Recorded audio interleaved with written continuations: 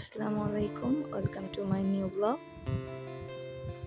আমার চ্যানেলে যদি নতুন হয়ে থাকেন অবশ্যই সাবস্ক্রাইব করবেন, পাশে থাকবেন। আজকে সকাল সকাল দেখি মা ভাপা পিঠা বানাতে গিয়েছিল। তো ভাপা পিঠা কারি বা মজা না লাগে, সবারই ভালো লাগে ভাপা পিঠা খেতে। তবে যদি শীতের ভিতরে হয় তাহলে আরও বেশি ভালো হয় ভাপা পিঠা খেতে। এখনও গরম সিজন, তারপরে তেমন খারাপ লাগেনি, খুবই ভালো লাগছে। ইভেন মা স্পেশালি মা বানিয়েছে এর জন্য, তো ভালো লাগারই কথা।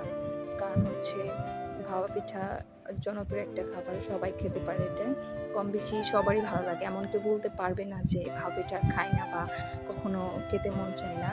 চালের গুঁড়ি বা হচ্ছে নারকেলটা স্কিপ করেছি, কারণ এই সিজনে বলে নারকেল তেমন অ্যাভেলেবেল ছিল না। তো মা বানিয়ে ফেললো ভাপা পিঠা, এখন তুলবে।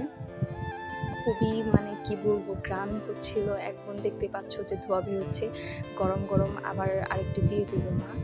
এখন নেক্সট ডে অপেক্ষায়, দেখি কতক্ষণ এটা হয় ভাপা পিঠা।